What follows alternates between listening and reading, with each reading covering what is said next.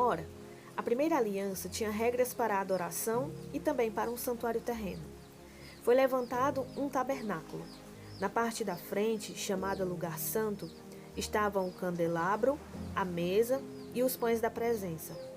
Por trás do segundo véu havia a parte chamada Lugar Santíssimo, onde se encontrava um altar de ouro para um incenso e a Arca da Aliança, totalmente revestida de ouro. Nessa arca estavam o vaso de ouro contendo maná, a vara de Arão que floresceu e as tábuas da aliança.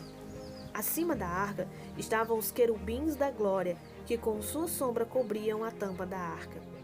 A respeito dessas coisas não cabe agora falar detalhadamente. Estando tudo assim preparado, os sacerdotes entravam regularmente no lugar santo do tabernáculo para exercer o seu ministério. No entanto, somente o sumo sacerdote entrava no lugar santíssimo apenas uma vez por ano, e nunca sem apresentar o sangue do sacrifício que ele oferecia por si mesmo e pelos pecados que o povo havia cometido por ignorância. Dessa forma, o Espírito Santo estava mostrando que ainda não havia sido manifestado o caminho para o lugar santíssimo enquanto permanecia o primeiro tabernáculo. Isso é uma ilustração para os nossos dias, indicando que as ofertas e os sacrifícios oferecidos não podiam dar ao adorador uma consciência perfeitamente limpa. Eram apenas prescrições que tratavam de comida e bebida e de várias cerimônias de purificação com água. Essas ordenanças exteriores foram impostas até o tempo da nova ordem.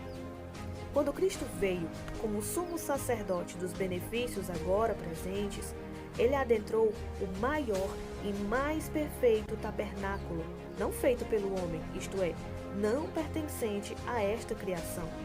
Não por meio de sangue de bodes e novilhos, mas pelo seu próprio sangue, ele entrou no lugar santíssimo de uma vez por todas e obteve eterna redenção.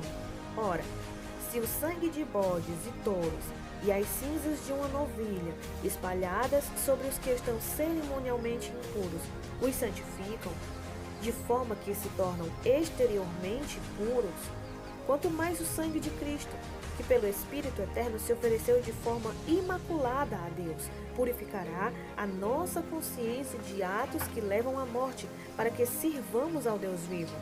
Por essa razão, Cristo é o mediador de uma nova aliança, para que os que são chamados recebam a promessa da herança eterna, visto que ele morreu como resgate pelas transgressões cometidas sob a primeira aliança. No caso de um testamento, é necessário que se comprove a morte daquele que o fez, pois um testamento só é validado no caso de morte, uma vez que nunca vigora enquanto está vivo quem o fez. Por isso, nem a primeira aliança foi sancionada sem sangue. Quando Moisés terminou de proclamar todos os mandamentos da lei a todo o povo, levou o sangue de novilhos e de bodes, e também água, lã vermelha e ramos de hisopo, e aspergiu o próprio livro e todo o povo, dizendo: Este é o sangue da aliança que Deus ordenou que vocês obedeçam. Da mesma forma, aspergiu com sangue o tabernáculo e todos os utensílios das suas cerimônias. De fato, segundo a lei, quase todas as coisas são purificadas com sangue, e sem derramamento de sangue não há perdão. Portanto, era necessário que as cópias das coisas que estão nos céus fossem purificadas com esses sacrifícios, mas as próprias coisas celestiais com sacrifícios superiores. Pois Cristo não entrou em santuário feito por homens, uma simples representação do verdadeiro. Ele entrou nos céus para agora se apresentar diante de Deus em nosso favor. Não, porém, para se oferecer repetidas vezes, à semelhança do sumo sacerdote que entra no lugar santíssimo todos os anos com sangue alheio.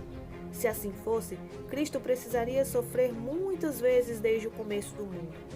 Mas agora ele apareceu uma vez por todas, no fim dos tempos, para aniquilar o pecado mediante o sacrifício de si mesmo. Da mesma forma como o homem está destinado a morrer uma só vez e depois disso enfrentar o juízo, Assim também Cristo foi oferecido em sacrifício uma única vez para tirar os pecados de muitos, e aparecerá segunda vez, não para tirar o pecado, mas para trazer salvação aos que o aguardam.